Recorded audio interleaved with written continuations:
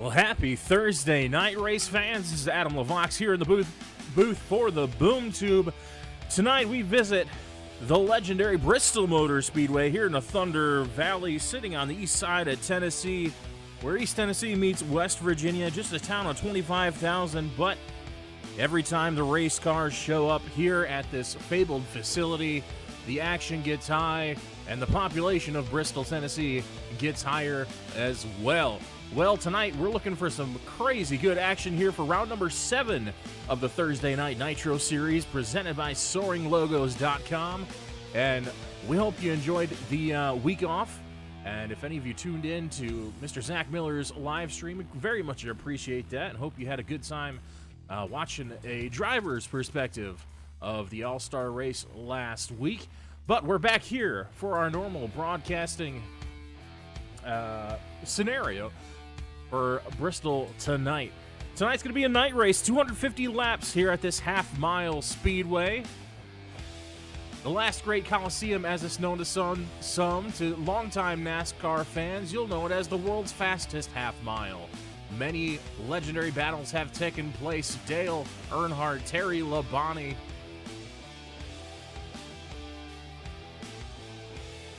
among them, and we are sure to see more battles on the racetrack tonight as well. Real quickly, let's go over our points scenario going into this evening. Race number 7, just 3 races remain, including this race, to decide the final 6 going into the Nitro Shootout playoffs. Currently top of the board is Max Bauman. We'll go ahead and get those points up there for you.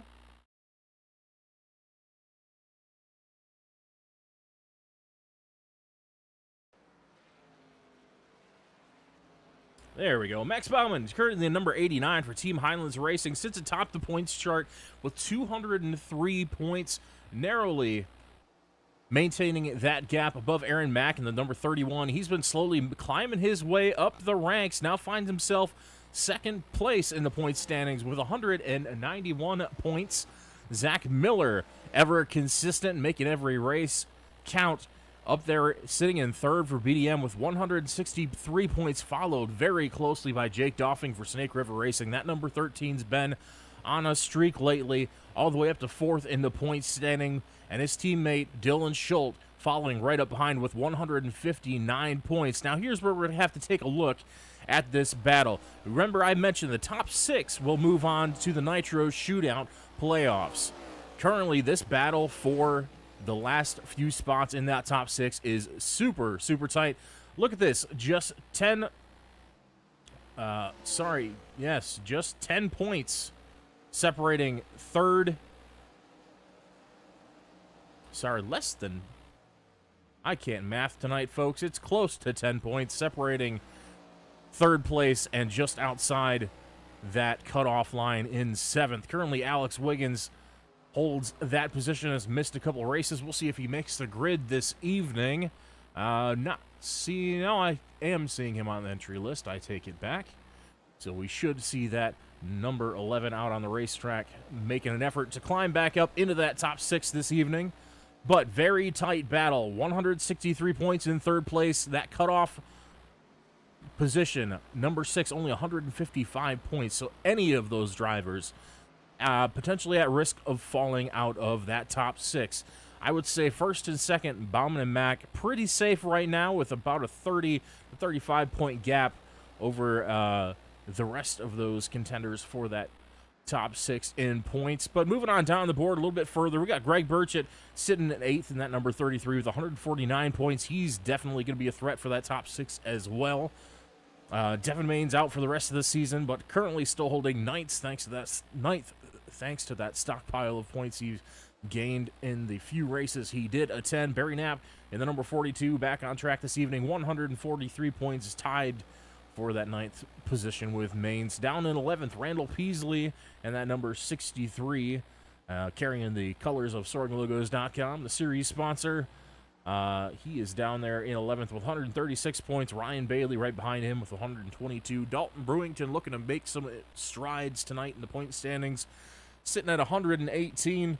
Has had some rough luck so far this season. Plenty of DNFs so far, looking to make it happen tonight. Has that short track experience on his side, racing Legends cars in real life. Has a couple starts under his belt so far. We'll see if that skill translates over here at Bristol.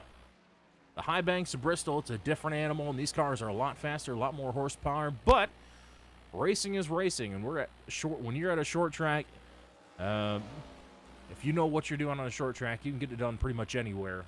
We'll see if he can get it done, come home with a solid finish this evening. Well, drivers warming up in preparation for the race. We'll get our qualifying results up quick because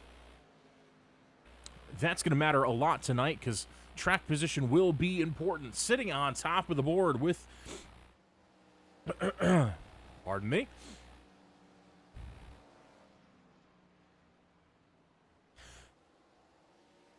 sitting on top of the qualifying board, it's Kyle Nadeau, the number 97. No surprise there. He's putting that number 97 Chevrolet atop the board for our Rogue Promotions pole award this afternoon. Bear with me for a second as we're having a bit of a technical glitch. Craig Bell is going to start right behind him in the number 14. And that number 14 for Longshot Motorsports, followed by Josh Emerson, the 73. Haven't seen him in a couple weeks. Back on track and putting it up front, right where we're used to seeing it. He's going to roll off third. Aaron Mack rolling off fourth spot in the 31. Ryan Bailey with a really good qualifying effort in that 10 car for Reactor 9. Sitting in P5 as we get started tonight. Randall Peasley with a good effort as well. That number 63 looking pretty hot this evening in P6. Andy Alt in the number 4 for Team Highlands Racing. P7 Barry Knapp in the 42 is going to roll off P8. Brian Tarnowski, our occasional attendee, is going to start P9 tonight with Max Bauman, the current points leader, going to start P10. And that is the top 10 for tonight's qualifying order. We'll go ahead and rehash those as they get rolling for the pace laps here this evening. Drivers are getting in the cars, and we are getting set to get this thing cooking here at Bristol Motor Speedway. The lights are out and the track's cooling off, but the action will only get hotter from here, so glad to have everyone at home following along with us tonight. Go ahead and shout out your favorite driver. Tell me who you think's going to win this battle of attrition here at Bristol Motor Speedway. Who's going to win? Who's going to have a broken heart at the end of this thing? Who's going to get the short end of the stick? All that yet to be decided here. We got 250 laps on the board to figure it all out as we get ready to roll tonight at Bristol.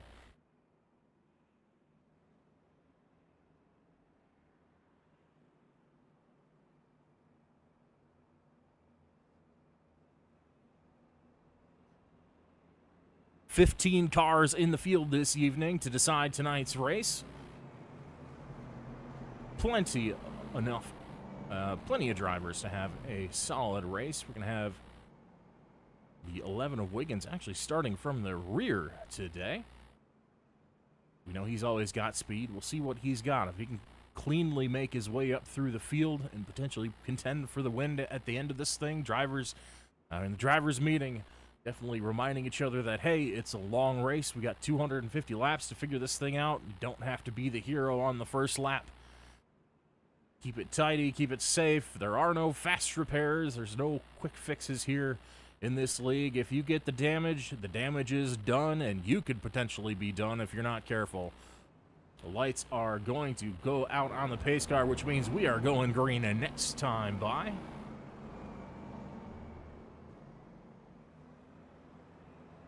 Starting first, Kyle Nadeau, followed by Crank Bell to his outside, inside second row. That's 73 car. Josh Emerson with Aaron Mack to his inside. Ryan Bailey starts inside third row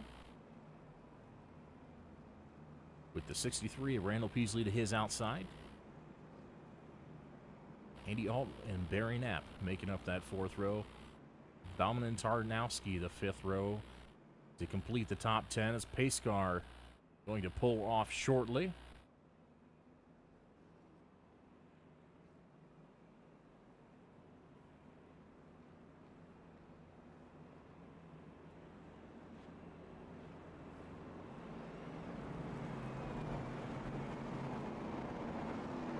will get the action started.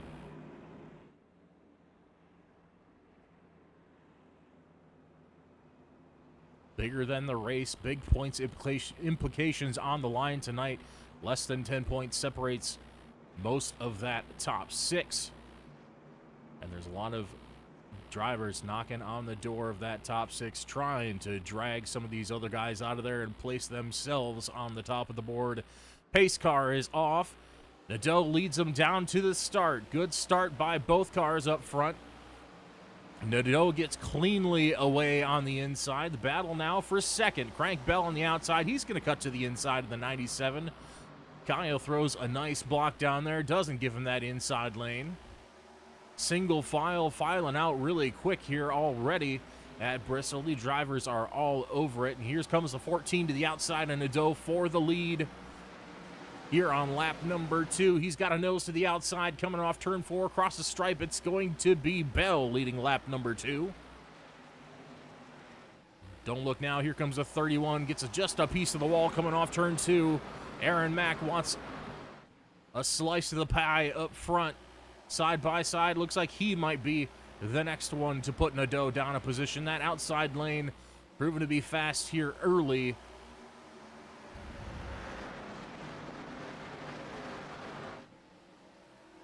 Down 3 positions already as Josh Emerson gets by the 97 as well. And here comes Ryan Bailey on the attack for that 4th spot.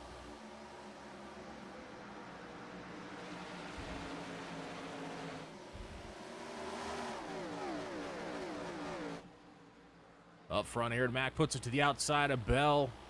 Can't quite get clear. Is able to pull him on the straightaway, though. Move to 31. Yet another lead change already with a 14.82 second lap time. That number 31 U.S. Army Esports car now leads the way at Bristol.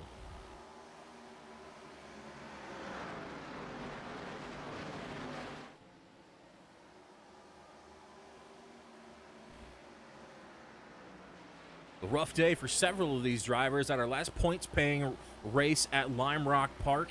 Saw a few heavy crashes, a few drivers go a few laps down. Some of those guys not as comfortable on road courses, but here's their opportunity to make up for it. You got a classic of classics short track here at the world's fastest half mile.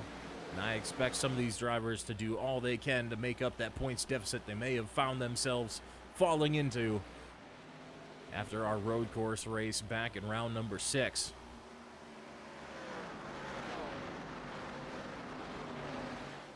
Still ripping that highland as he gets squeezed into the fence. Emerson into the side of Bell. Caution flag is out for the first time this evening, and surely not the last time. Doesn't look like too severe of damage for either one of those race cars. Here at Bristol, aerodynamics not quite as important. You just don't want to bend any of the steering or suspension on that right front of the race car. It is going to be a long evening for the driver who happens to find himself in that position. But both of those cars still looking relatively clean after the contact.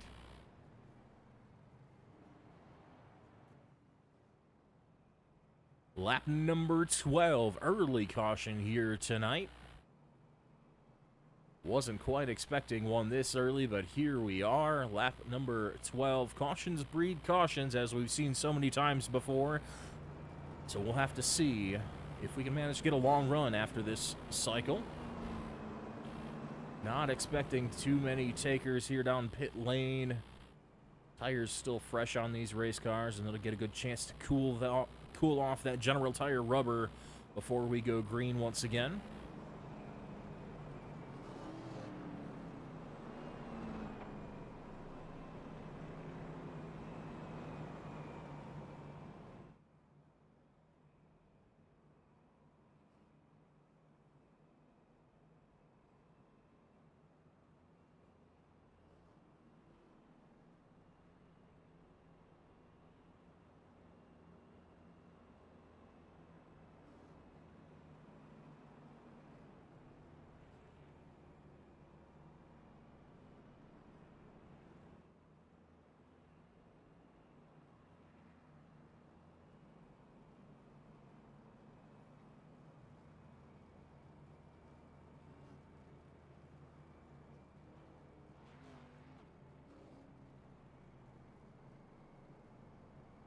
Number 31, Aaron Mack leading the way. We'll see which lane he elects to take on the restart. Saw good success on that outside lane for the initial start of the race, making those passes to get the lead. I suspect he'll want to fire off on the outside, but we also saw Nadeau get a really good jump on the initial start as well. Was able to clear him before turn one, even though they fired off pretty equally. Sorry, himself and Craig Bell both fired off very equally on the initial start. We'll see how that top lane fires off compared to the bottom lane here on a little bit older tires. Already have one heat cycle on them. That might change the dynamics of that restart just a little bit. But I think he is wise in choosing that top lane. It's so far proved to be a very good place to be, and it's a good way to wear out the tires of your competitor to the inside by holding them down to the inside of the racetrack. Firing off here, green flag back in the air. Mack easily clears Nadeau before turn one. That battle settled quite quickly. These two square off. 97 is going to sling it around to the outside. He says, I think that worked pretty well for you. I'm going to give that a shot myself. Besides, better of it, the 31 pulls a good gap here. When the tires are cold, that inside lane works pretty well. Once the heat starts building, you want to move up that racetrack just a little bit, up to the middle lane, top lane on some occasions. You see most of these guys bottom feeding here while the tires are cold, still getting up the temp because they have a load of grip on the high banks.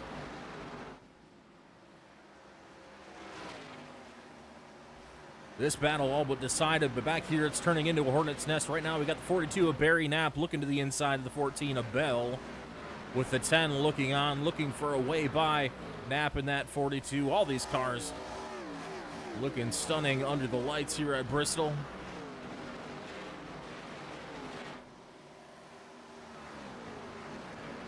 That classic looking Intimidator paint scheme on that 42 looking good as ever here for a night race. Back single file here. Bell starting to pull a gap for that third spot over Knapp, and Bailey still trying to make up a little bit of ground, sitting about one car length behind, trying to find a way to close the gap. A little farther back in the field, let's jump back to Tarnowski. He's having a time of it already. The 28 trying to make moves forward. He's up one spot from where he started. Now on the attack, looking for a way around Andy Alt, while also being pressured by his teammate Max Baumann in the 89 just behind. Decent run here, half a car length back as they head down into the corner. A little bit different line, trying to back up that apex just a little bit. Get a straight shot off. Gains a little bit, but just can't quite find a way around yet. Some of these drivers going to be hoping for that track to widen out, for the rubber to get deposited up high as they continue to run laps and kind of widen out that groove so they can start making speed in multiple lines and not just have to ride around the bottom. Key to speed here is getting a good exit. You see most of these drivers get big runs off the corner as they dive into the corner and try to dive down underneath the car in front of them and to get that better exit speed. A straight shot off the corner will get you that. You see a pretty high diamond in the middle of the corner for the 28, and then he cuts it down to the bottom of the track to get a straight drive off, compared to Alt in the 4, who's running a pretty consistent radius on the corners.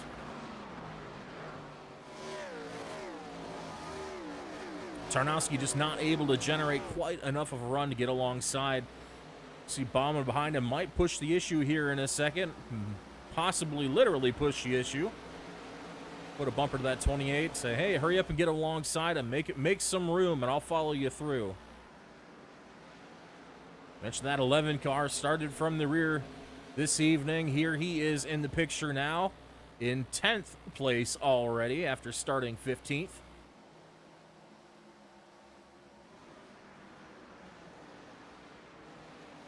We'll get our gap to the leader up on your standings board. Currently, this battle happening 2 seconds behind your race leader. Things starting to spread out up front, but man, is it still a fight back here side by side. Tarnowski's going to get taken over by the 89 out of turn 4. Move Max Baumann up to P7 already. We got a wreck just ahead of them. Crank Bell goes around. Caution lights come out on the pace car. We're going to see our second caution of the evening on lap number 32. We'll take this opportunity to go back and see what happens.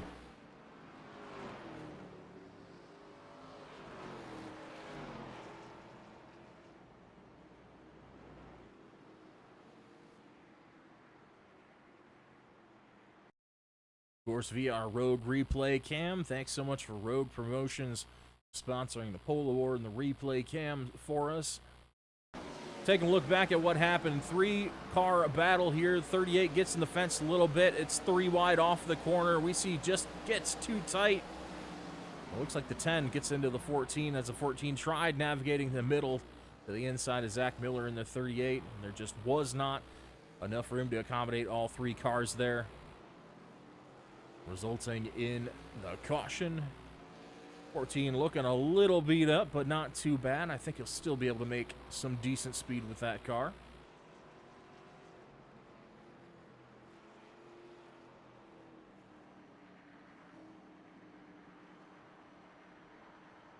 Let's take a look one more time at Crank Bell in there, and we'll see what he saw there for that incident from inside the cockpit.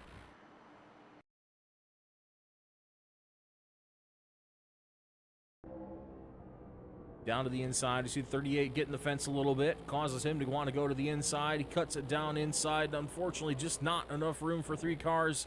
That gap closed up on the exit of the corner, and the 3 of them got together, and unfortunately, the 14 got the short end of the stick in that melee. So after a solid start, was running right around 4th place. Crank Bell has an uphill battle ahead of him here this evening.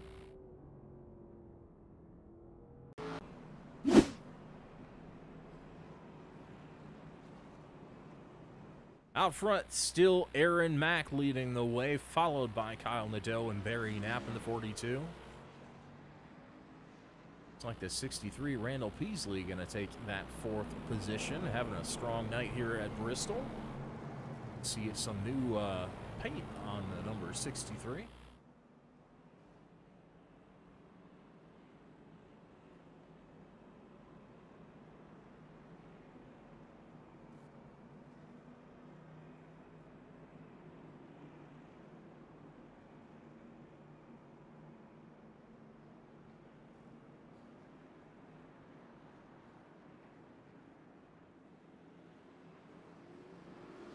Green flag in the air once again. Big jump there for Mack. He gets out front easily. The battle is behind them. Easily starting to try to work his way around the outside of the 42. Still holding a bumper alongside. They're even off the corner. Down into turn 1. Peasley with a nose ahead. Slinging it around the outside on that high lane. Looks like he's going to just barely get the spot, and he slams the door on Knapp as they enter 3. Oh, Peasley up to P3. Some contact with the 42 and 11 just behind. 42 gets a piece of the fence.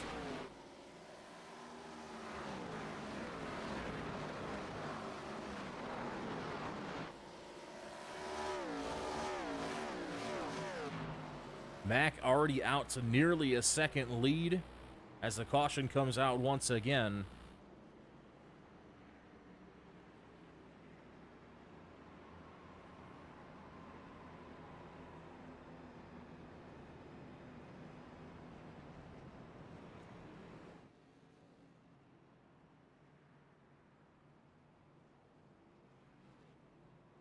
Heading to our replay cam once again. Looks like some bad news for the 73 car this time around.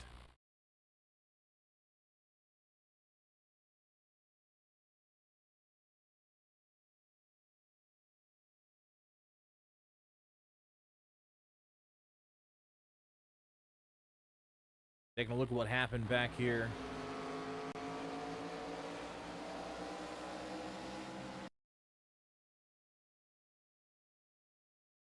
It's like maybe a late block by the 4. Bit of an incident there. Ford just didn't have the speed. We see Emerson try to send it to the inside. Maybe didn't really have position going into the corner. The Ford would have committed to that line already. The spotter wouldn't have said anything until the last possible second when he was already committed to go into that inside lane. So, bit of a misstep, maybe pushing the issue just a little too much for the 73 this time.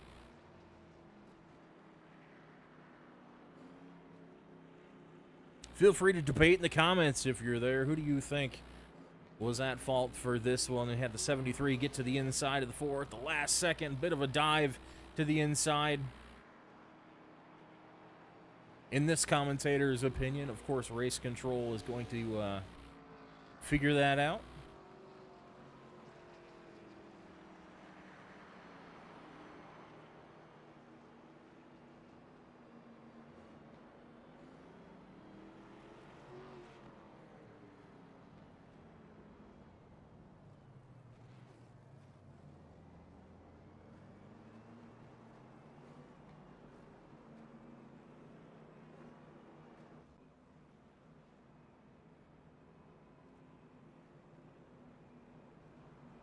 '31 still leads the way as we get ready to fire off once again.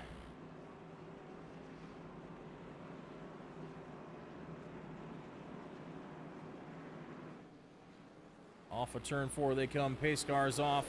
Green flag in the air once again. 97 definitely struggling with those restarts on the inside.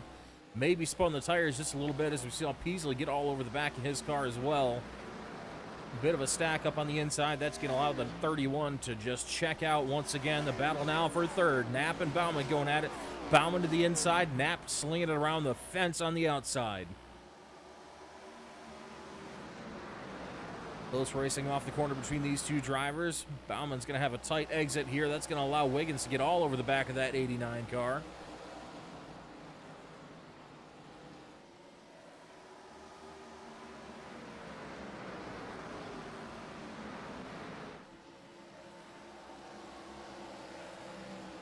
Single file for now.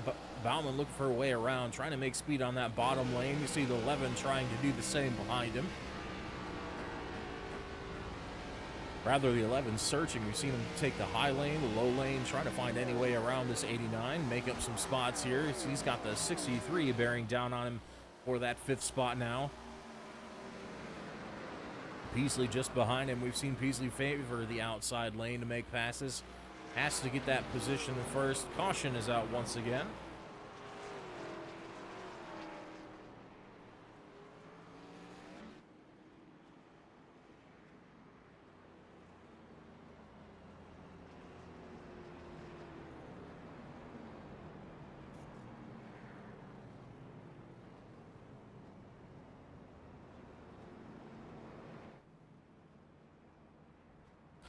Go ahead and confer with race control here. See if we can find a reason for that caution. I am not sure, according to my timing and scoring, what happened for that one.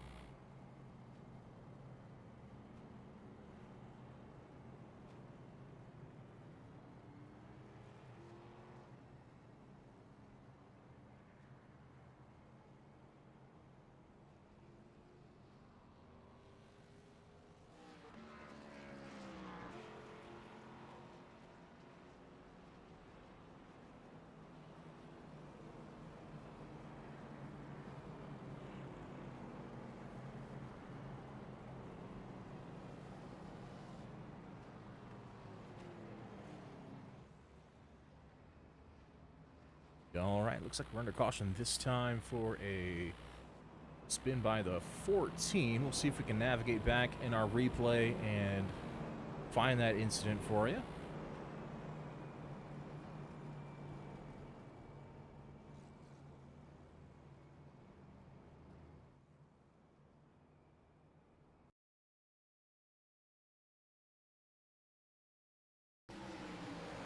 Maybe a little far back here. We'll ride out a couple laps and see if we can't find the incident here. Keeping an eye on that 14 to the outside.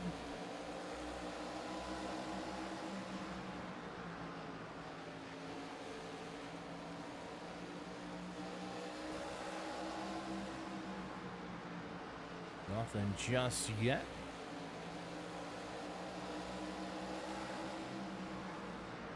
And here is going to get a little bit on the tight side coming off the corner. Still nothing. Oh, just gets in the bumps on the high side, gets in the pebbles, and takes out Dalton Buckingham as well. Pounds those water barrels on the end of pit lane. That's going to be tough for the 39 as well. Big impact to the 14. Gonna guess probably some steering damage as a result. That car doesn't look very stable at the moment, so expecting both those drivers to require heavy repairs.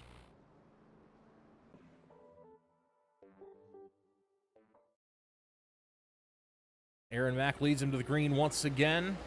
Another good jump to get that initial lead out front for the 31, followed by, of course, Kyle Nadeau in second. Max Baumann clears for third place now. He's on the hunt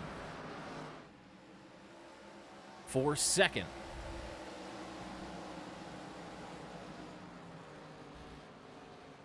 I think one of the biggest movers on these restarts so far has been the 89. You saw him back near 10th not too long ago. Every restart seems to be able to click off one or two passes. It's no different here as we navigate past lap 55. A fifth of our way through tonight's event. Nadeau got some speed this time. He's putting some pressure on that 31. Maybe he's been preserving those tires just a little bit till later in the run. We're seeing what that 97 Pegasus Motorsports machine has now. As he goes to the outside, give him the advantage coming off the corner. 97 clears for the lead over the 31. Now the 89 going to look to do the same. We see Aaron Mack change lines behind him, going on the defensive, trying to hold that second spot. Says, hey, I see you making time. Oh, cutting across the nose of the 89. Both cars in trouble.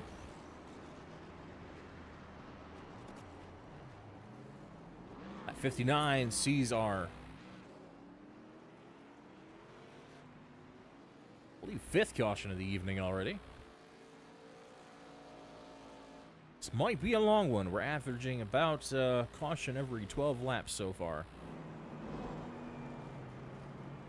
Go ahead and take a look one more time at that incident. We get a little bit of a slow-mo view. So we go to our roadpromos.com replay cam.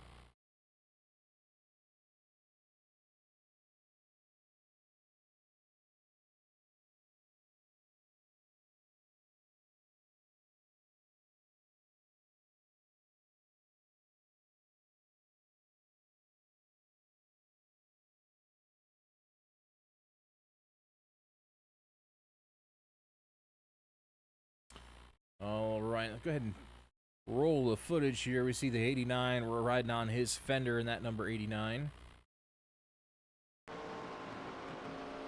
You're watching as they come off the corner here. Things get a little bit tight. You see the 31 cutting down, trying to get a good exit. 89's holding it on the bottom pretty well. It's like a bit of a combination. Looks like Baumann held it down okay. Probably didn't expect the 31 to hold it quite that far off the wall. It's like a bit of just misjudged expectations on the part of both drivers. That's just a racing incident, but doesn't look like too much damage to either one of those race cars. Both should be able to continue, but you hate to see it, especially for Baumann, as he's been making up positions so consistently so far on all these restarts. But he's going to have to hit that reset button and start making those up again. We see a few cars take down pit lane.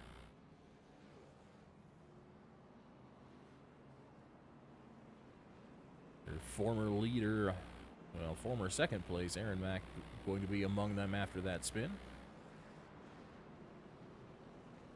4 fresh tires.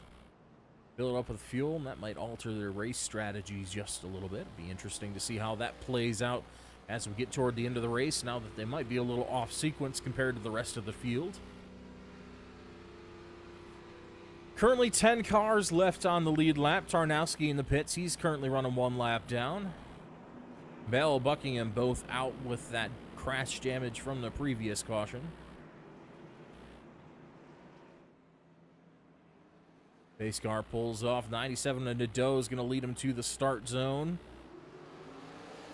Good launch there. Going to clear Knapp before turn 1. Knapp going to clear for second as well. The race now for third between Wiggins and Bailey. Wiggins to the inside, Bailey to the outside. Wiggins clears now on the attack of the 42 for second place.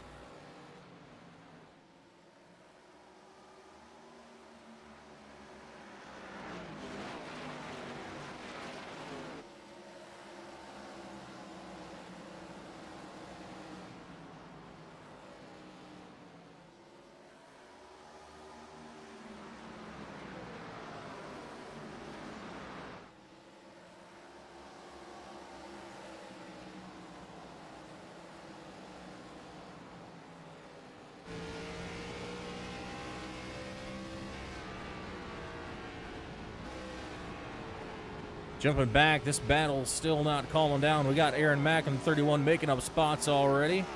Just getting by the 4, Andy Alt.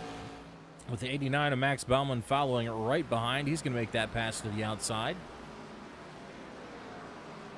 Mack up to 6, Baumann up to second. Andy Alt falls one further back. Some battle scars already on that number 4 machine. Still keeping it high and tight, though. Looking for survival at this point. We're not even 100 laps into this 250-lap race. Probably just trying to buy his time. Hey, go let everyone else up there get into trouble. Just do what you have to do to make it to the end. Keep yourself in contention. We see Brad Yake staying in the mix here. Not making too much noise this evening. We've seen him near some of these accidents, but it looks like he's gotten through largely free of incident. That race car still looking pretty clean. Same could be said for the 33 of Burchett.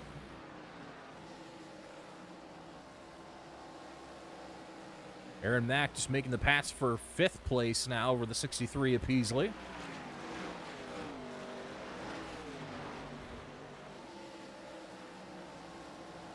Man on a mission with those fresh General Tire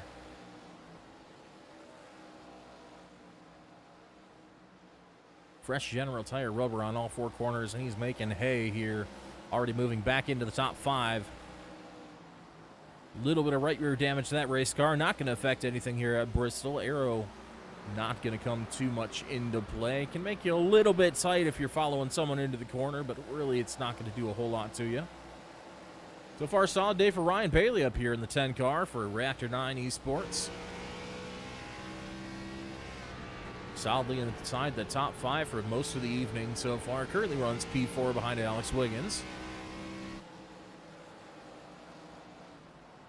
Another driver who started out the season with just a streak of DNFs, getting caught up in everyone else's messes. And looking for the rebound arc at this point in the season. Ahead of him, Wiggins continues to march his way back up through the field. Currently P3, looking for a way to run down Barry Knapp in the 42. No stranger to that top spot is the number 97 of Kyle Nadeau, leading the way so far this evening. Definitely has a few threats left in the field as the 31 starts to march his way back forward.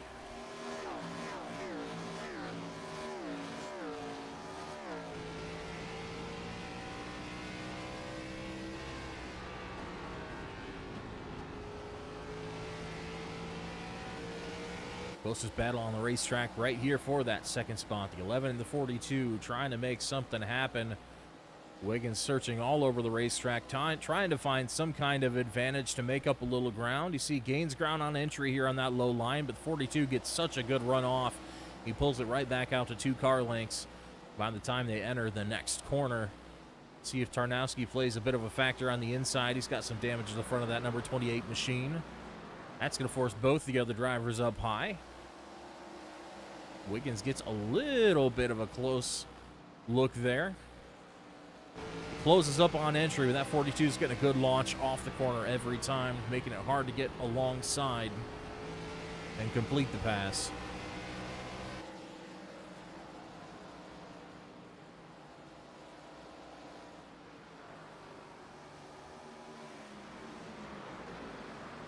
Also have to ask how long that shallow line on the racetrack. Ooh, a little bit of contact there. 42 trying to pinch him down a little bit. Had it about a full car length off the wall.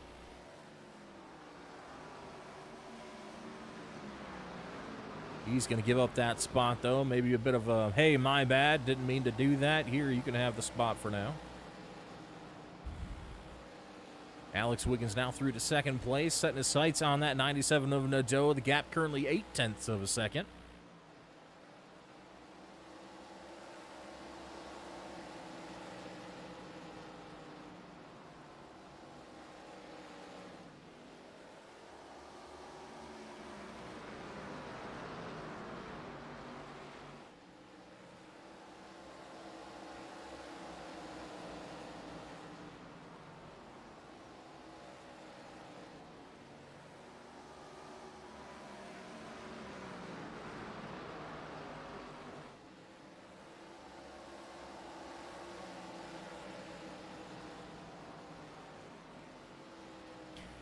Yeah, as always, looking for recipients for that fastest lap award. Currently, that's going to go to the 97 of Nadeau with a 14.63 lap so far.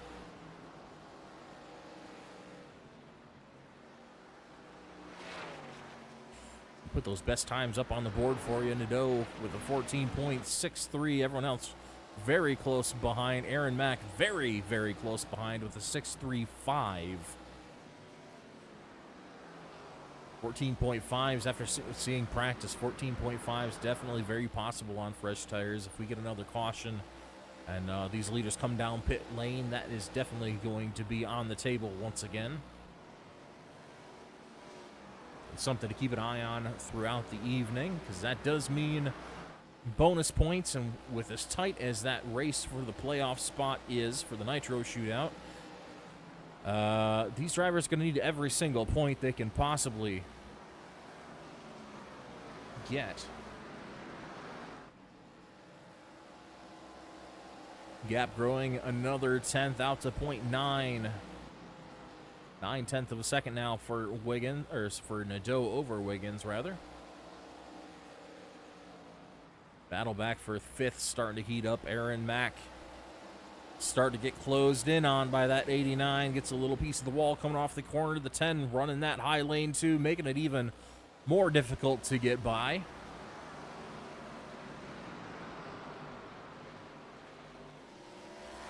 That high line works very well for defense, pinning that car to the inside down. It's very hard to get a good run off of the corner on that inside lane. And it's a lot harder on that right front tire because you're having to lean on that right front tire, as we see him do there, and it gave up on him a little bit. Once you start to heat up that right front, it starts to give up the exit of the corner, and when you're on that bottom lane with someone to your outside, you got to hold that down there and try not to get a piece of the fence, as we see 31 nearly get into the one car. Brad Yake on the outside there narrowly keeps it off him here. All this traffic's going to allow that 10 to scoot away by a couple more car lengths here over Mack.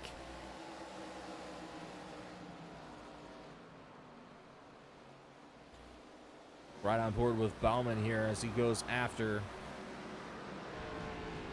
that 31 car.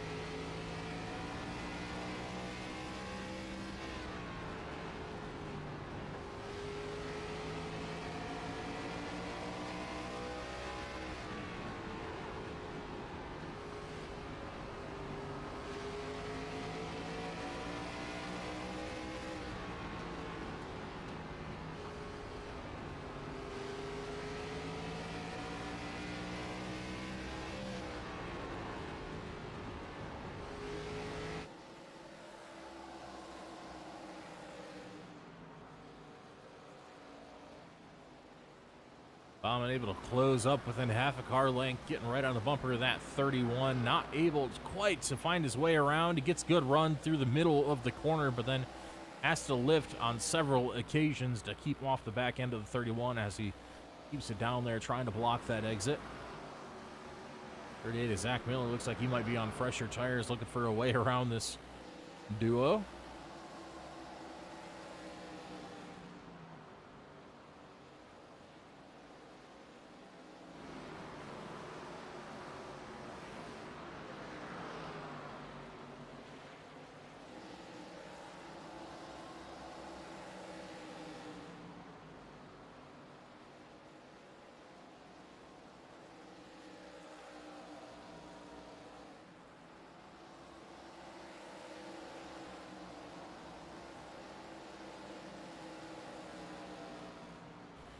Well, much like you'll do with your company branding and promotions with our sponsor, RoguePromos.com, we're going to go ahead and crank it up. Here, turn up that volume on your television set, and we're going to watch these drivers rip around the fastest half mile in the world here at Bristol Motor Speedway.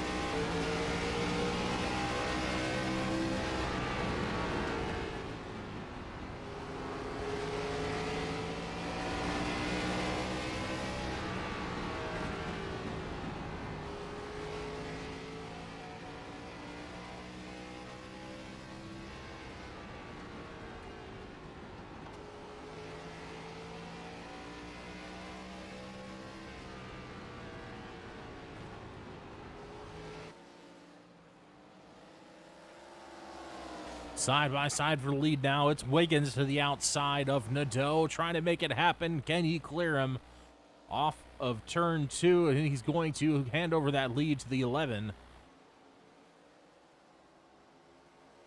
As we've just crossed that 100-lap mark, we have just under 140 laps remaining in tonight's event.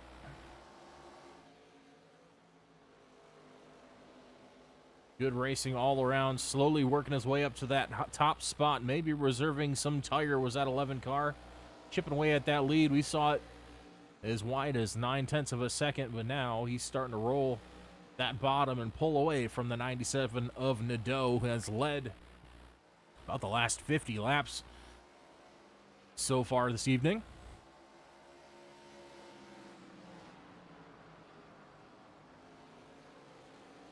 See some takers coming down pit lane. Gake dives down from P9.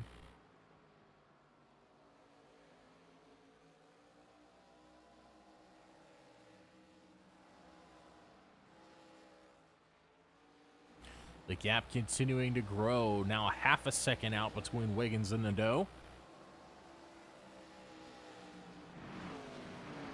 It's like that 97 starting to struggle a little bit with center corner grip. You see him having to give up and lift quite a bit and wait to get back on throttle. Center corner. That drive from the mid corner to the exit starting to suffer a little bit on that Royal Pegasus Motorsports Chevrolet. In contrast, you see Wiggins able to wrap that bottom, not having to give up too much at all. Keeping that mid-corner speed nice and high, still getting a good run off. Drifts up just a little bit too high that time, gets a little scrape on the fence. Nadeau's going to follow suit and follow him up to that high line. Both these drivers looking for speed at this point as the tires start to get worn out here on this longer green flag run. As we said, that line going to start to widen out, move up the racetrack as that right front tire gets worn out, gets hot. You have to seek different ways around that track, and you see the drivers kind of diamond it more. You see a mid-track entry. They'll drift up a little bit, then they'll cut it back down. Not able to run that consistent radius that they're able to do on fresh tires, where we see pretty much everybody just painting that yellow line on the bottom of the racetrack on the restarts.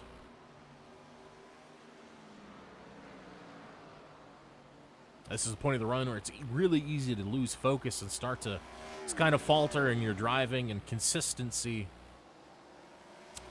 as we go through this many green flag runs on such a short track. It's you lose your rhythm just a little bit. It can be hard to get it back, and it gets frustrating for some of these drivers mentally just to stay focused and try to get that mojo back, I guess you could say. See, even the leader having a couple moments here and there. Both the top two finding the safer barrier there in the mid-corner on occasion.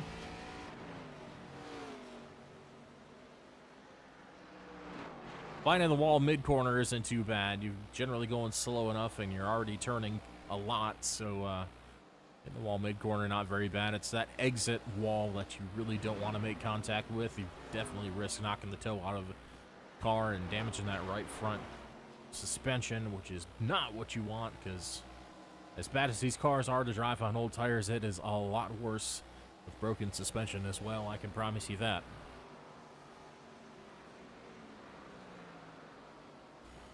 Gap now stands at 9/10 of a second once again for Alex Wiggins over Kyle Nadeau. Back here, we got a battle for the 5th spot. Looks like the 4 of Andy Alt starting to run down the 31. Later on in the run, we saw Alt falling back earlier on after the restart, but it looks like he's slowly chipping away at the lead of the cars in front of him, and he's working his way toward that top 5 once again.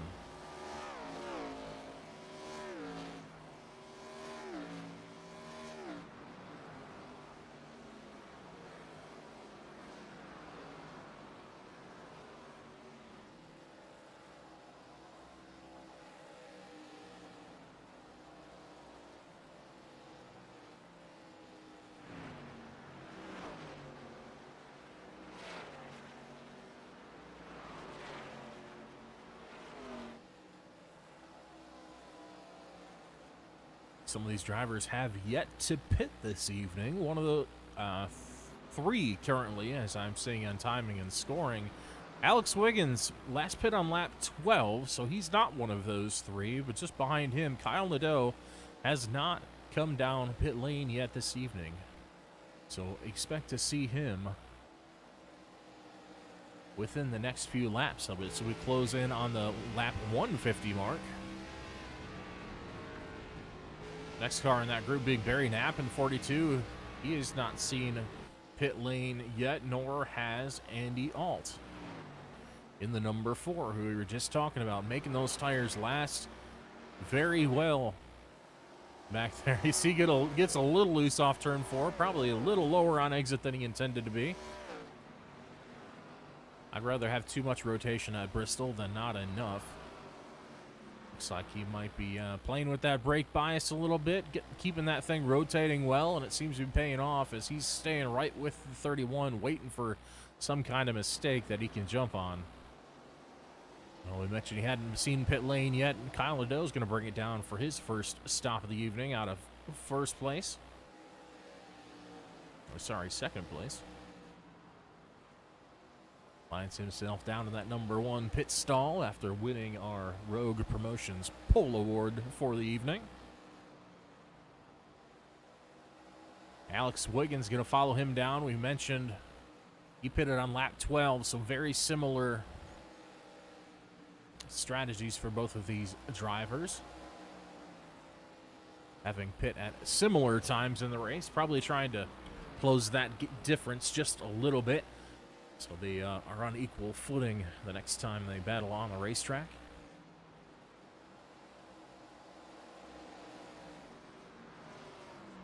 Andy Alt now hitting pit lane for service as well out of the 6th spot. It's going to hand over the lead to the 89. Max Baumann last came down lap 60, so expect him to stay out for another, oh, we'll say 30 or 40 laps, depending on how he's feeling about the tire and fuel situation on that race car.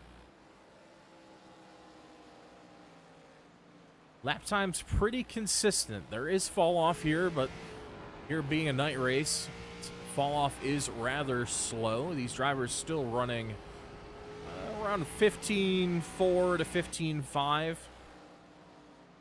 At least for these drivers who have pit since lap 60.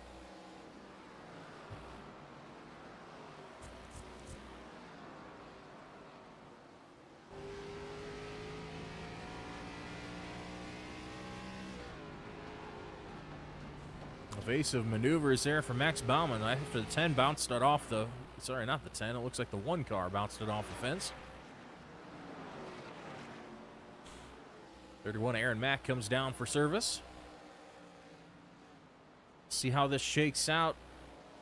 Clean racetrack and good lap times are going to be really key here, as well as getting down to your pit box very quickly and managing that pit entry, because just half a second on pit lane can cost so much at a short track like Bristol.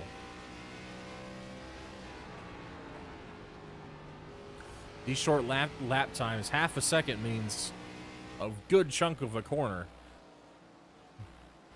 that you've fallen behind just by potentially missing your pit box by a little bit, getting too deep into the pit box, too shallow into the pit box where your pit crew has to adjust their positioning before they start service. Need to get down onto that apron as quickly as possible, not spin the car out as you're getting on the brakes. Try to optimize your entry and exit times. And of course, get that car stopped centered as well in the box as you can so the pit crew can get to work right away. Not spinning the tires too much coming out of the box. All these things contribute to a fast pit stop, and at the end of the day counts for lap time. We see the 31 Aaron Mack getting his lap back, passing your leader after his pit stops. Barron now hitting pit lane out of 2nd place.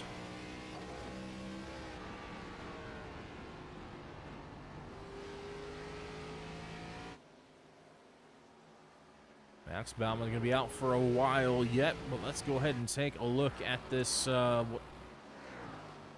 this battle after the pits. The 11 and the 97 were 1st and 2nd going into the pits. You see a very similar situation coming out of the pits. It looks like both drivers must have executed very well, because that gap stays just about the same between these two.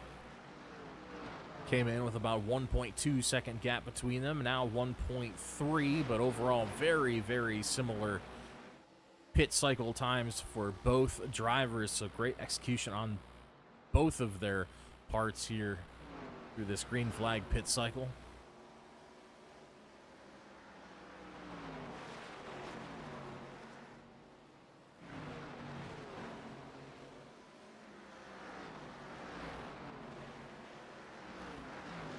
This will be an interesting battle here between the 4. The 4 finds himself up in 4th spot now.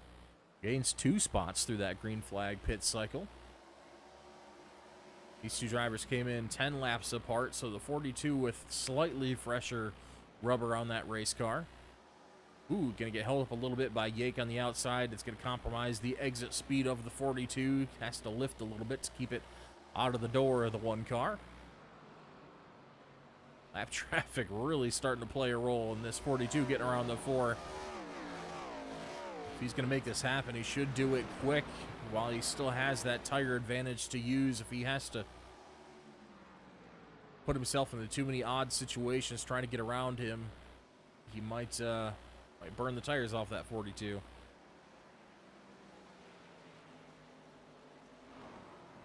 we go. Finally able to make the pass there. Barry Knapp in the 42 over the 4 of Andy Alt.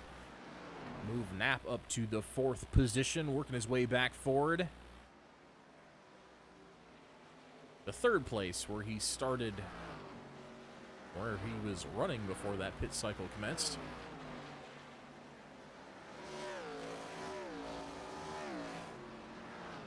Just ahead of him, that 97.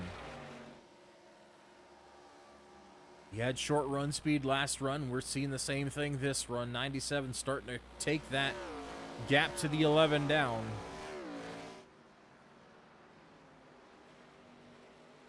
Previously, that gap was 1.4 seconds as they came off pit lane. Now down to just half a second.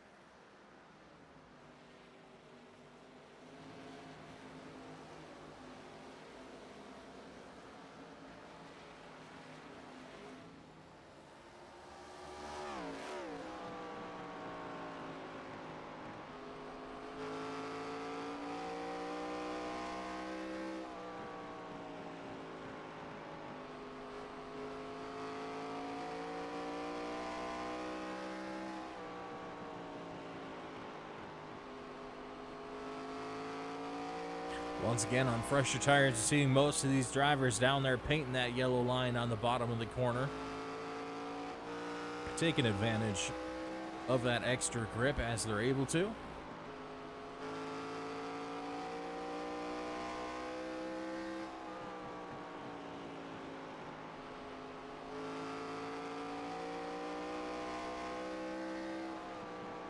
Gap still sits at half a second between these two drivers.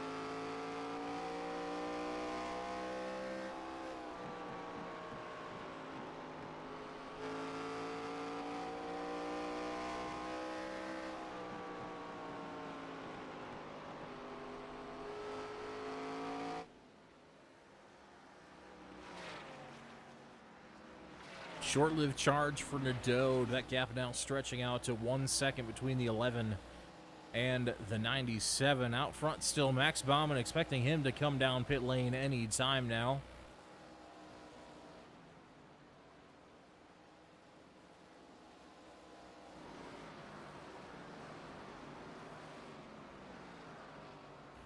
Rest of the field came anywhere between lap 135 and 150.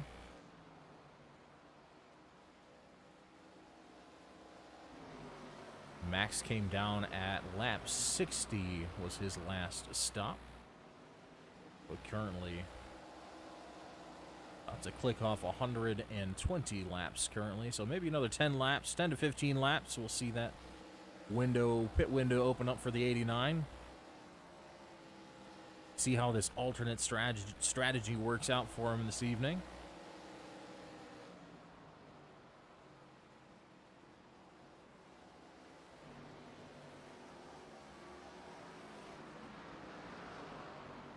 Seen the 89 be fast pretty much all night. We saw him go through the field on a couple different occasions already.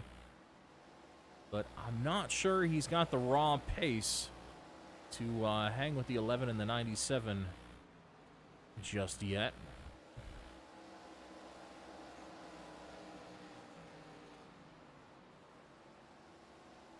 And maybe he realizes that. Maybe thinks, hey, if I can't beat him on pace, I'll beat him on strategy.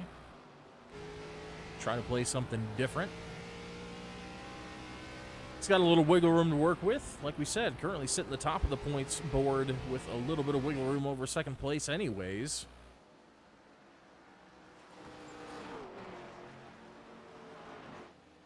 Aaron Mack currently in 5th, occupying that second spot in the Drivers' Championship so far. So he's got a little room to play with tonight if he wants to take a bit of a risk and get some extra bonus points for a potential victory that'll be applied once the championship, once the Nitro playoffs begin.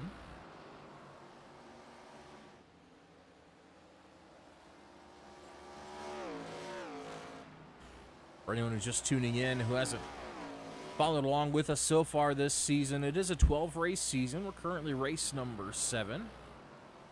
We have this race and 2 others to decide who the top 6 in point standings will be for that cutoff, after which point the points will reset. The drivers will be seeded according to their finish order in the regular season. So first place driver would get 12, second place would get 10, third would get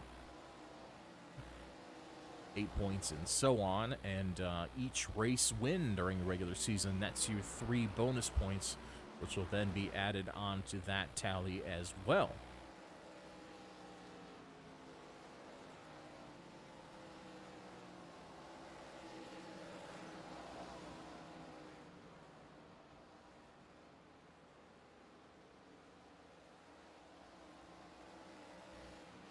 Jumping back to that 6th spot, we got this battle brewing again between the 4 and the 31 as they navigate some lap traffic at the same time. Getting around Burchett and Tarnowski cleanly. The back end of both of these race cars looking pretty beat up. Not a surprise at Bristol whatsoever.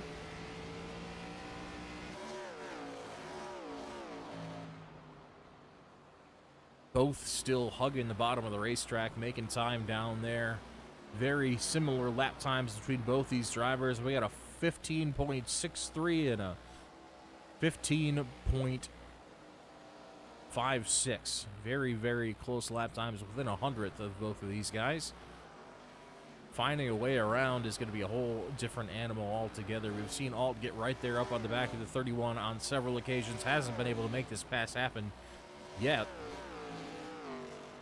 We'll see if that changes this time. Max Baumann they're about to give up the lead to the 11 on much fresher tires.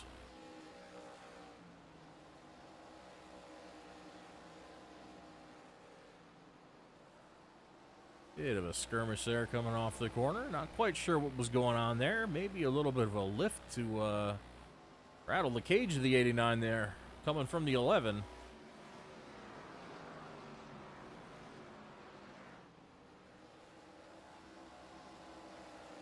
Baumann's going to move back to second spot. Remember, he has yet to pit. Expect him to come down pit lane at any time now. Probably within the next 20 laps for sure.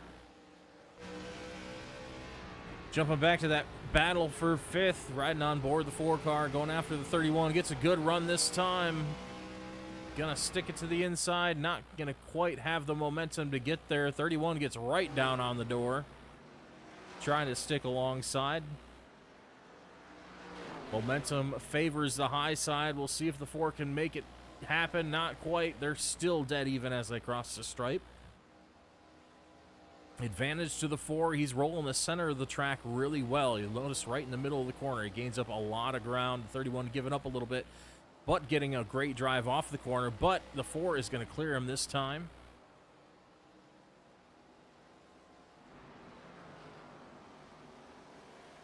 Move Andy Alt up into the 5th spot in the number 4 Operation Iron Warrior Toyota Camry, making it happen so far tonight. We suspected maybe just Biden this time, taking care of his equipment, and maybe gonna put on a little more pressure later in the race. And later in the race it is. We are inside of 50 laps to go at Bristol. Seems like a long race. It's been 1 hour and 1 minute so far in this race. It goes by faster than you think at Bristol, running 15-second laps. 4 laps in a minute. It goes by quick. It seems like a tall order, running 250 laps. It probably feels a little bit like it with these drivers right now on such a long green flag run. But it really does fly by at the end of the day. Alex Wiggins still out front by 2 seconds flat over Kyle Nadeau in second. Barry Knapp runs third currently in the 42. Great effort out of Barry Knapp so far this week. We just saw Andy Alt getting up into that 4th position.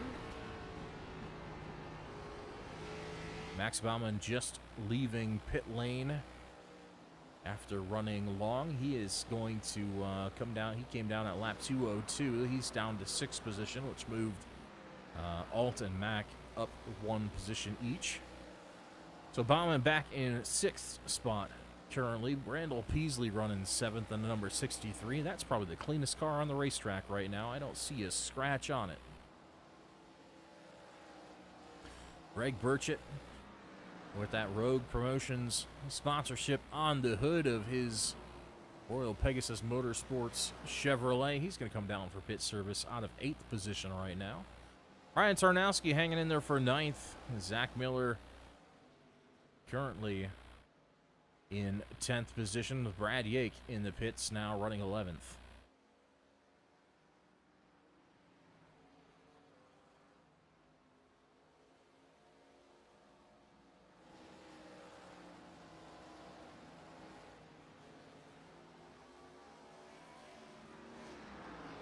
Look at the tire advantage, how quickly that 89 is closing on the 11. He's got to make these passes as quick as possible if he's going to maximize those tires. He cannot spend any time getting around anybody. He's going to make this strategy work out for him. And it very well may if the race goes green.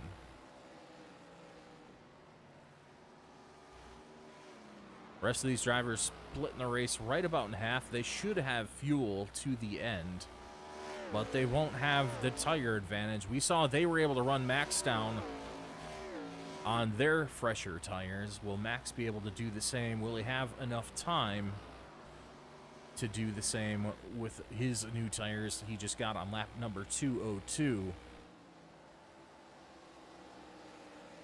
49 laps for Max Baumann to make it happen. We saw him just pass the leader of Wiggins to unlap himself. Sorry, to unlap himself 1 time. Pit cycles, green flag pit stops put you 2 laps down here at Bristol.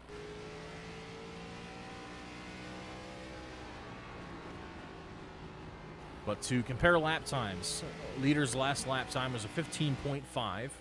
Max Baumann's last lap time was a 14.8. 7/10 of a second per lap faster than the 11 currently.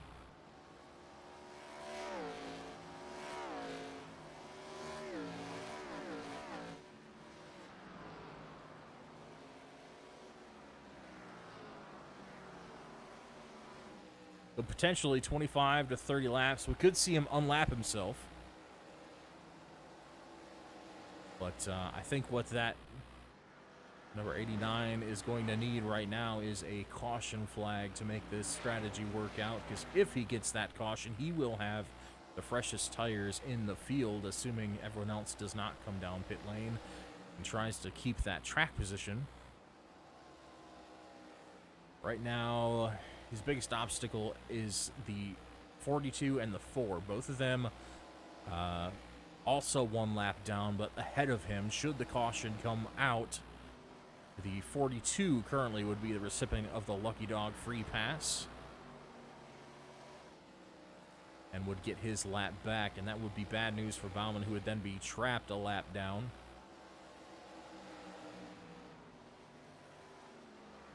Saw him just pass the leader in the 11 just a couple laps ago. Let's see where the 89 is on the racetrack in relation to the 11. There is the 89. Currently coming off of turn 4, crossing the stripe now. There's the 11, nearly a half track back already. 89 making a really good time so far. Has not had to deal with much traffic yet. That is a big bonus for him. As long as he can keep the thing out of the fence, keep that pace up right where he's got it right now. He cannot afford to let those lap times fall off. If he's going to make this strategy work, he needs to get himself in position for that Lucky Dog free pass in case of a caution.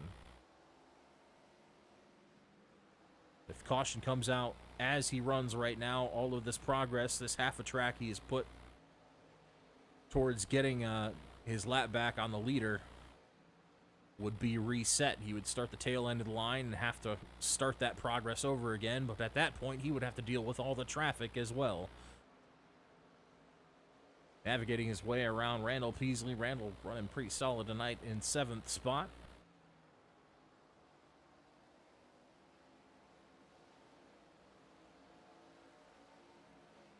Max still running half a second quicker. 15.01 the last lap. 15.5 the last lap for Wiggins.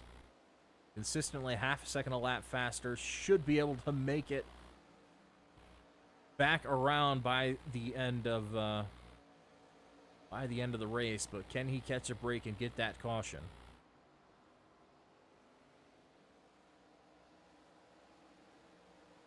Kyle Ladeau currently running second. Massive gap back up to Wiggins, currently 6 seconds behind,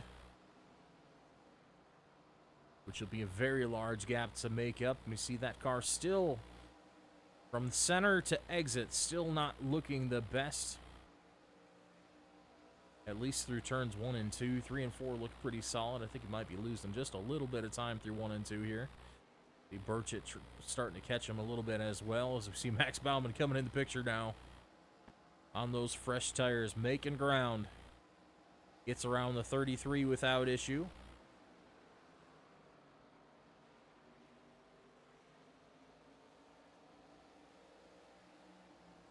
Seven seconds behind now for Bauman to get that lap back. Gonna have to pass his teammate and Barry Knapp for position. Has not caught them yet. Gets around the 97. Kyle's gonna let him pass. No real issues there. Doesn't waste any time making that happen.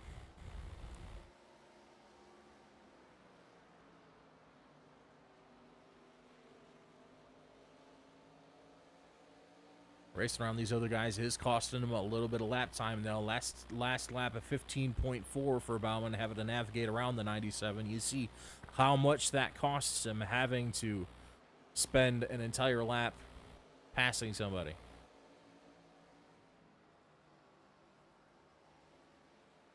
Last lap for the leader, 15.6. This time around for Bauman, 15.4.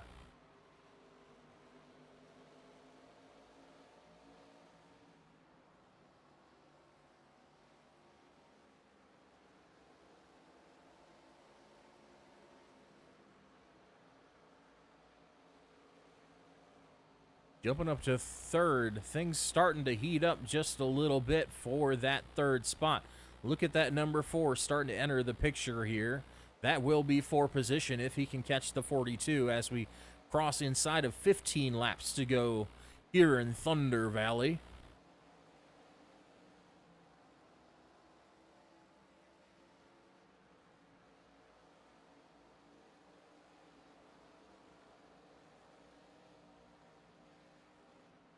Man of the race so far, still Alex Wiggins, up 15 spots from his 16th place starting position. Has made it happen from the rear of the field, has been carrying this field, leading the way for the past 100 laps in that number 11 machine, looking to score some more bonus points to stack on top of that pile of bonus points before the end of the season.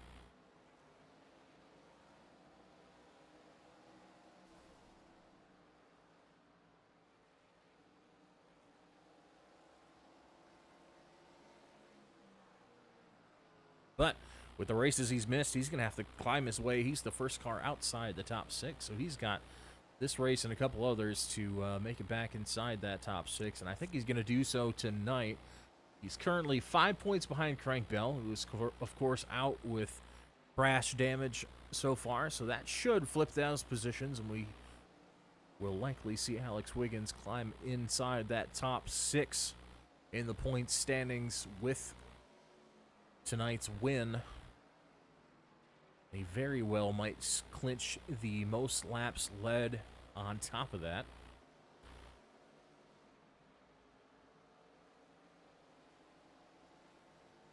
Looking back at timing and scoring once again, Kyle Nadeau still holding the fastest lap of the race at a 14.63. Just barely faster than Aaron Mack, who had a 14.64, so 1/100th of a second faster for the 97. So although it's not looking like a race win is in the cards, he will still come out of this evening with some bonus points. And, of course, a solid finishing position here in second.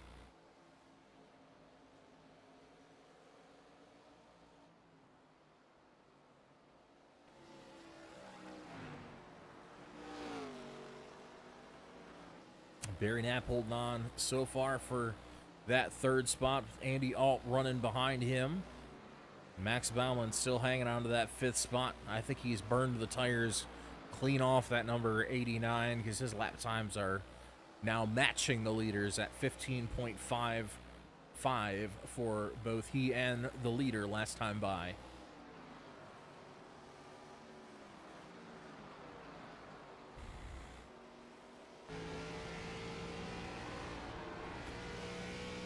Sliding, getting that tail out off the exit of the corner. He's got his teammate in sight right in front of him. He still might be able to claw up and get that 4th spot before the end here as Alex Wiggins takes the white flag last lap of the race. Max Baumann's got 2 corners to get it done over his teammate. Great run off the corner. Off of 2, around 3 and 4. Can the 4 hold on for that 4th spot? Down to the inside. Max looks for it, not going to get it. Andy Alt holds on to that 4th spot. Baumann's going to have to settle for 5th. But it's Alex Wiggins, number 11, who is going to claim victory at the last great Coliseum, the world's fastest half mile in Bristol, Tennessee.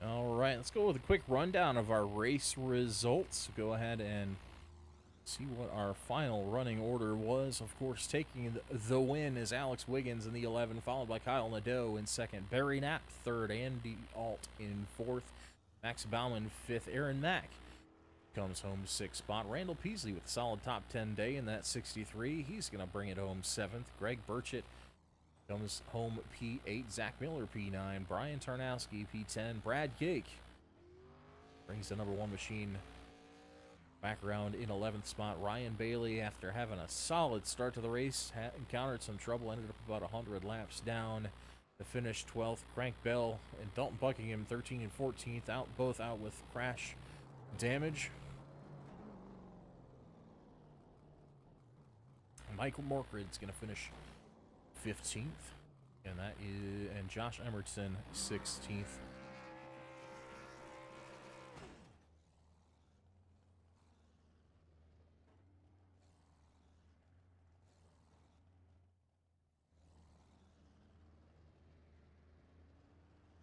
Alex Wiggins going to park his number 11 in victory lane.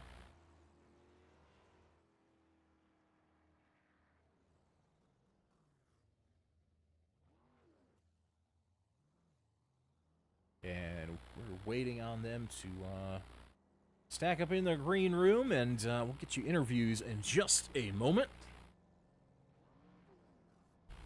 While we're doing that, of course, we're going to thank our sponsors. Thank the series sponsor, first of all, SoaringLogos.com, for sponsoring the Thursday, being the title sponsor for the Thursday Night Nitro series. And, of course, Rogue Promotions, RoguePromos.com, for being a partner sponsor as well. I think 614 Designs, that is design business, making iRacing paint schemes, run by our own Zach Miller, our league coordinator and owner.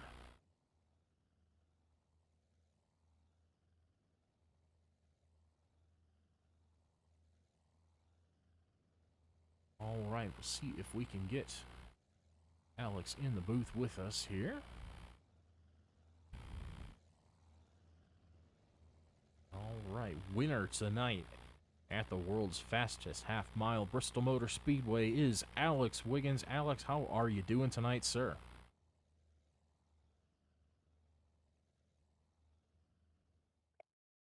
All right. Things went my way. There we go. Sorry, just had a bit of an audio all the glitch way there for you. Yeah, all the way through. You know, it was just consistency was key. I'm glad I came out on the right end of it for once. I didn't finish second again. Again, that's the thing. You got stiffer competition the longer we go in the season, because we got aces popping up everywhere, trying to spoil the season for the regulars. But you're still hanging on. That should put you back in the top 6 before the cutoff. You were sitting 7th going into tonight's race. You're 5 points out of there, but Crank had wrecked out, so that should salvage you, put you in 6th, and give you those three bonus points towards your championship bid. Yeah, I don't know if I'll quite be able to get there by the end of the season, but it'll be close. It's good to have Kyle back and some of the other guys. I know we had some early trouble. I'm just glad we had.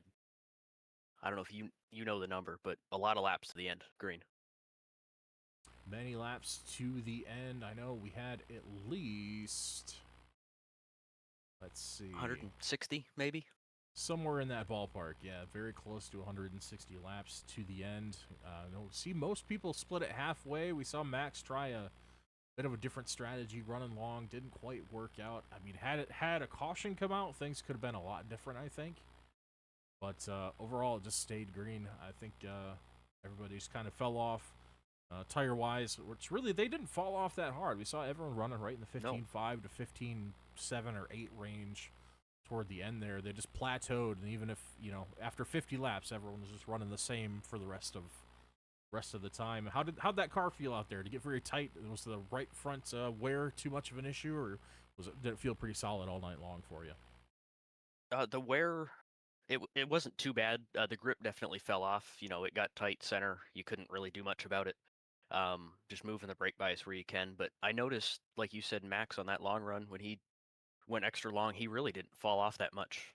20 laps after I took my tires, we were separated by a couple tenths.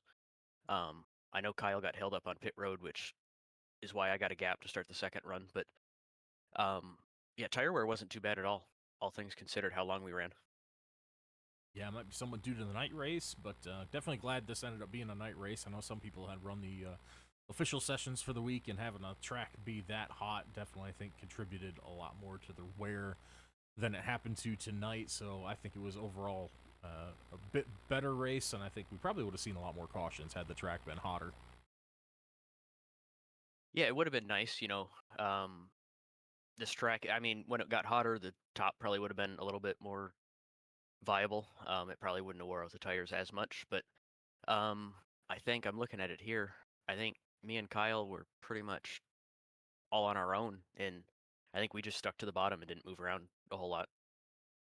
Yeah, that was kind of surprising to see when a lot of guys were running the bottom to start, the first 20 to 30 laps, and then as that right front would get a little bit hot or something, and they start moving up the track a little bit. But overall, we saw everyone pretty much bottom feeding the whole night. Kind of old school Bristol, what you'd Yeah. see. Um, Unfortunately, we don't have enough race cars to really make it quite that exciting.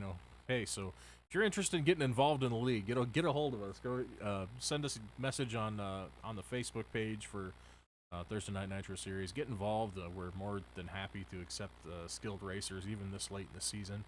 As you've seen the last couple weeks, we've had Kyle, several others join in. If you want to come hang out and get some good racing in with some real clean guys, definitely reach out to us, and I'm sure we'll glad to have you. Give these top three guys, these guys who just keep winning, give them some competition out here.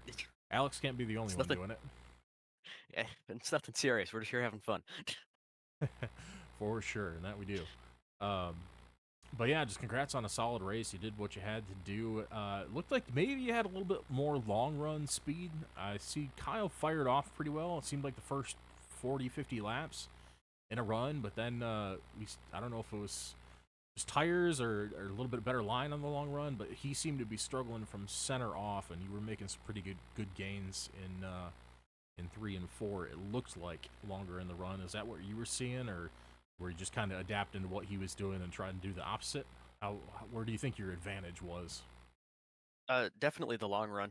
One thing that I noticed he was doing that I didn't want to try is he was kind of running a lane off the bottom the whole first run, and I just stayed right to the paint the entire time. And over the course of the run, that paid off, and I caught him and passed him on the top, and just didn't change my line. If I was going to be stuck behind him, I didn't want to heat up my tires trying to get around him. I wasn't too sure at that point how good the top was going to be, and then that second run, more of the same, just managing. I think he had some contact, which screwed up his front end a little bit.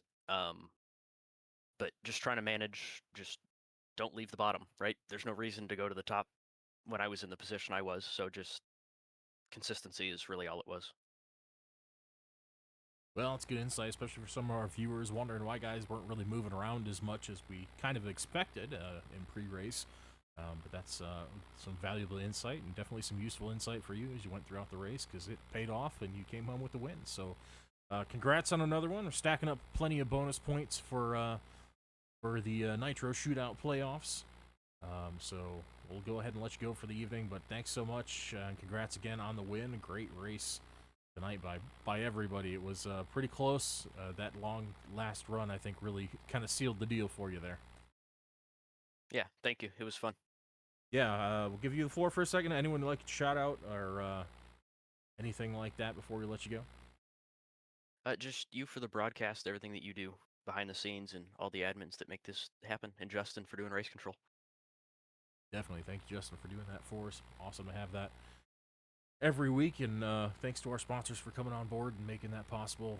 Give some of these guys incentive to do jobs that aren't always fun like that, and so the rest of us can broadcast and race and have fun doing what we do. So once again, thanks for racing with us. We'll have a good night, Alex. Thank you. You too. All right, that was your winner here at Bristol Motor Speedway. Alex Wiggins brings the number 11 up to victory lane once again this season.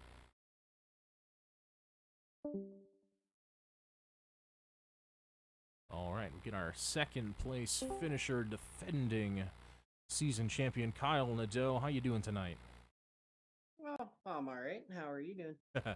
I'm doing just great. Good race between you and Alex the entire time. It was a bit of a Bit of a long battle. I'm sure focus and everything was at a premium toward the end of this thing.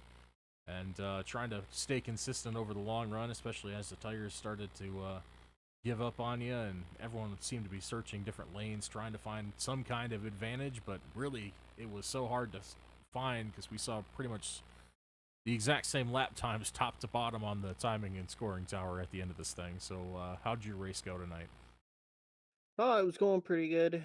Uh, Alex is really good at saving tires, and he jumped me on the first run there. Um, and then as we were coming back out, uh, just the tire discrepancy between old tires and new tires, I got trapped below the 10 coming out of two, and that was enough for Alex to jump me, get out in front, and then just kind of pull away. Aaron bounced off the wall coming off of four, trying to give me some room, and kind of pushed him down into my lane. And I drove into the back of him, and it just I think it knocked the toe out a degree or two, but it was enough to just kill any long run speed that I had on Alex. And yeah, damn near almost got lapped. So that was scary trying to nurse this thing, and it just fell off a cliff after that. It was not fun after that. Well, I mean, you avoided that very narrowly. It was just the two of you on the lead lap at the end of this thing, so I guess congrats on second and congrats on staying on the lead lap, because apparently that was enough of a challenge in itself tonight with the raw pace coming out of the top few drivers. But yeah, that answers our question, I guess. About it looks like you were struggling from center off, which, you know, if you got the toe knocked out of it a little bit, definitely is going to contribute to not being able to hold the car down quite as easily. In that part of the racetrack. So, despite that, I mean, you overcame it. You did what you had to do. Still brought it home P10. Still had pretty good pace in the car. You're running, I think, a 16 flat to Alex's 1585. So, I mean, pace-wise, you're still right there, even considering the damage. Yeah, tenth and a half. That's a lot here. That is a lot at Bristol, I have to admit. Yeah, and ever since they changed the cars, the gearing, there's no gear in it, so even if you run the outside, you're just redlining the entire time. It really is just a bottom track, but once you get in traffic and the tires wear out, then yeah, like you said, you're just running all either the same time or a tenth off, and you can't pass with that at that point. You know, definitely upholding the reputation these ARCA cars have for not being able to pass easily. Even at Bristol, where you think it might be a little bit easier, they go and throw that gearing situation at you to make it make it even a little more difficult, and kind of make everybody, you know, make it like old Bristol, where you got to just beat and bang, you know, punt people off the bottom to get by. Yeah, that's kind of the other end of it where you're back on the bottom here, and you got that exit speed coming off the corner. Pretty good night for only having what, five cautions in a 250 lap race. That's everybody should be giving themselves a pat on the back. That was a great long run race. Definitely. I don't know that we're going to have any 0x contenders tonight, just due to, I think everyone got a piece of the wall at some point. You know, temporary lapse in focus will do that real quick. But overall, yeah, you're right. I know we mentioned pre-race, you know, it's a long race. Everyone mind your P's and Q's for a while and keep it clean, and we'll make a good race out of it, and that we did. So, congrats to good job by yourself and all the other drivers in the field for doing what they had to do and keeping it clean. We got a lot of not wrecked race cars. I don't think we have any race cars who were running at the end anyway. That had the running around with the front ripped off like a modified or anything like that. So yeah, good solid race out of everyone. Wish we had a few more cars thrown in the mix just to make things a little more exciting. You know, lap traffic and all that can change the game really quick if you get 25, 30 cars, but we got what we got, and you guys made the best of it. So congrats on P2. I'll give you the floor for a minute if you'd like to shout out anybody. Thanks. I want to thank you for broadcasting the league and the race tonight. Sorry it wasn't more exciting, but hey, I mean, it's either we get an hour and 15 minutes at Bristol or we get 2.5 hours under cautions. So I want to give a shout out to everybody watching on the BoomTube. Thank you for watching and supporting what we do. I want to say hi to my girlfriend and I love you. And thank you for allowing me a couple hours Thursday to do this. I want to say hi to my parents who were watching, my Uncle Murray and my Aunt Cindy who were watching, and just a shout out to all the boys out here that were racing. Just fantastic. Everybody was clean, cordial, got out of the way when they needed to, and yeah, we're all going home relatively early. All right. Well, congrats on a good Oh, and evening. And thank you to all the sponsors who sponsoring the league, Soaring Eagles. And I know I'm missing a few. Sorry, I'm not used to the sponsors. we got them covered pre-interview, so we're good. There we go. Perfect. Thanks. All right. That's your second place finisher, Kyle Liddell. Thanks for your time, Kyle. Thanks. See you later.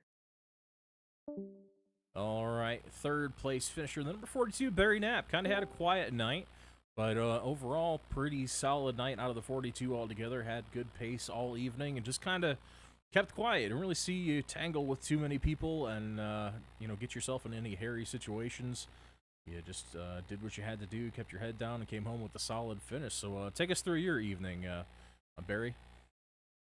I feel like just everything went my way for once this season. I feel like something always happened in the first half of the season, and just tried to keep my first like half of the race. I ran the top, but I guess it just burned up my tires. I couldn't run the bottom, so I'm like, I just run up top.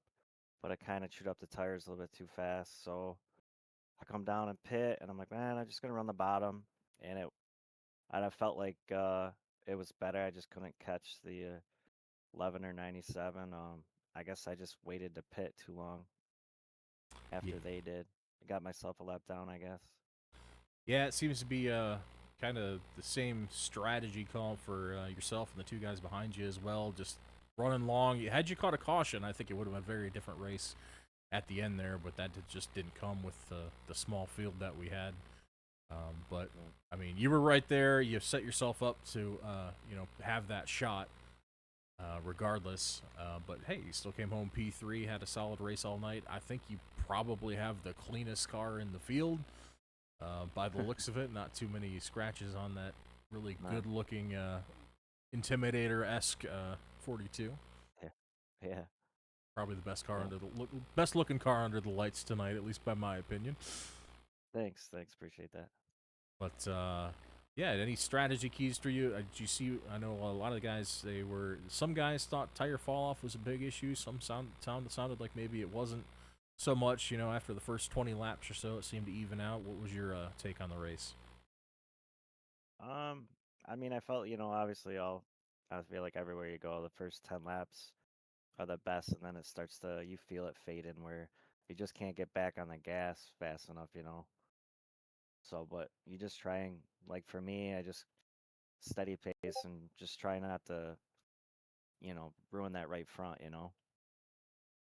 For sure, and definitely a little harder to do, especially tonight, just being forced pretty much to run that bottom lane the whole time. That's definitely a little harder on that right front, especially coming out of the corners. We see guys, hitting that outside wall on corner exit pretty much every other lap. Yeah. So looks like you kept the car pretty clean. I don't see too much right side damage on that. So maybe you were the exception to the rule this time. I hit it a couple times, but you just gotta calm yourself down, just run that steady pace. But I'm like, man, I'm running steady here. I'm like, how these guys just driving away from me? But Yeah, for it's sure. what it is. Can get frustrating, especially on the long runs. You kind of got to hit that mental reset button. We get that frustration. It's like, oh, they're driving away from me, and you start trying weird lines and stuff, trying to make up that time. But you gotta, kind of hit that mental reset and just you're like, all right, I got to do what I got to do. Just aim for consistency and maximizing, both the tire and the lap times as best you can. And yeah, you did a good job of that. Came home top 3, nothing to complain about on the night. Definitely had a clean race, and like we said, you executed the best you could, given the cards you were dealt for the evening. So congrats on that, and thanks again for racing with us this season. Good to see you out there, especially being competitive here. Yeah, thanks to you guys. Thanks to Soaring Logos for coming on board for the remainder of the season. 614 Designs, Track Racer, and Boom Tube. Thank those guys for supporting the series. Absolutely can't do it without them, and hopefully looking to build more relationships and bring on more partners for next season. as well. But we got a long season. We still got most of the season ahead of us and a lot more action to go. So good luck to you next week. Congrats on a solid finish. And you have yourself a good evening, Barry. All right. Thank you. We'll see you. All right, that's third place finisher Barry Knapp. That's going to do it for us this evening here on the Boom Tube. As always, I've been Adam LaVox here from the Bristol Motor Speedway here in the heart of Tennessee. Heartbreak for some drivers, triumph for others. Triumphant tonight was Alex Wiggins in that number 11 Crown Royal Chevrolet, getting it done at Bristol, taking home that win and getting himself back into the top 6 in the point standings here. Just 2 races now out of the cutoff for the Nitro Shootout playoff to determine the championship here for season number 2 of the SoaringLogos.com Thursday Night Nitro Series. We hope to see you back next week. We'll go ahead and give you a rundown of our schedule real quick so you know what to expect in those last couple of weeks leading up to the championship. Next week, we go from Bristol to Michigan International Speedway, 2 very different racetracks. We go from the world's fastest half mile to one of the fastest tracks on the NASCAR circuit, 2-mile tri-oval in Michigan. We're going to do 90 laps in the sunshine on June 5th. That'll be next Thursday, right back here on the Boom Tube at 9 Eastern. And 2 races to go. It's going to be Michigan next week. The week following, June 12th, is going to be Darlington Raceway. Darlington will be our cutoff race. So that will be the final race to decide who that top 6 in points will be. And those top 6 will compete for the top spot in the Drivers' Championship. So Michigan International next week. That is going to be a very interesting race in these ARCA cars because it races very much like a Daytona or Talladega.